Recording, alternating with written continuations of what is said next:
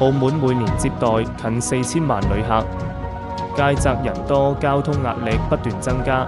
行人單車、電單車都係路上嘅弱勢社群，萬一發生交通意外，好容易造成重傷甚至死亡。不過到而家為止，交通安全推廣同公民教育仲係唔夠，好多人士彈橫穿馬路。電單車同汽車唔主動減速讓行人。議員陳孝永提出書面質詢，提出3個重點問題：第一，點樣向數百萬遊客宣傳澳門交通規則？第二，點樣規管車輛必須禮讓行人？第三，會唔會將道路安全納入中小學課程？